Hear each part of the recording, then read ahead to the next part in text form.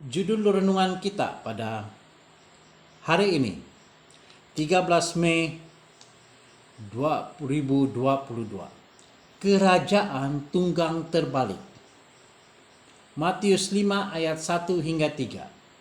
Ketika Yesus melihat orang banyak itu, naiklah ia ke atas bukit, dan setelah ia duduk, datanglah murid-muridnya kepadanya.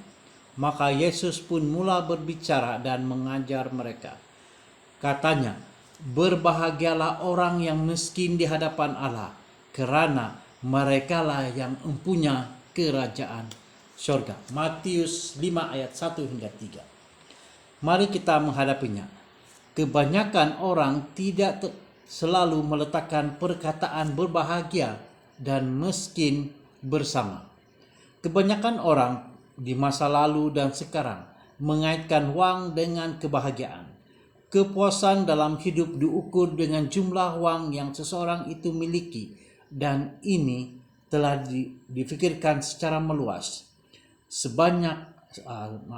Semakin banyak wang yang kita miliki, kita akan merasa semakin gembira. Itulah andaian dalam dunia ini.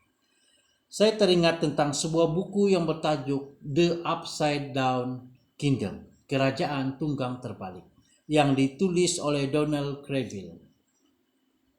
Dalam buku itu, penulis mempunyai tajuk-tajuk yang menarik seperti Free Slaves, hamba yang dibebas; Luxurious Property, kemiskinan yang mewah; Lovable Enemies, musuh yang dikasihi; Low is high, rendah adalah tinggi; dan Successful Failures, kegagalan yang berjaya.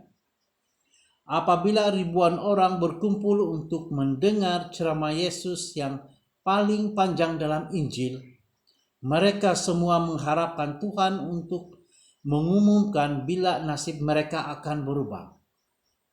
Kebanyakan mereka berperang dengan kemiskinan, dan setiap orang mengharapkan yang apabila Mesias akan datang, dia akan memimpin askar-askar Israel melawan musuh-musuh menuju kemenangan, dan mereka semua akan hidup bahagia selama-lamanya. Akan tetapi Yesus tidak datang untuk memenuhi harapan dunia. Dia datang untuk menubuhkan sebuah kerajaan jenis tunggang terbalik. Berbahagialah mereka yang miskin di hadapan Allah, kerana mereka yang mempunyai kerajaan surga. Dalam kerajaan Yesus, golongan yang kaya, yang bermegah, dan yang berkuasa tidak diperlukan. Kekayaan yang fana yang mereka telah cari di dunia ini telah membuatkan mereka tidak layak menerima kekayaan kekal di dunia yang akan datang. Pada suatu ketika dahulu saya terdengar seorang pengkhotbah. Kekayaan dan kesehatan. Khotbah di televisyen yang berkata, ketika Yesus berada di dunia, dia memiliki sebuah rumah.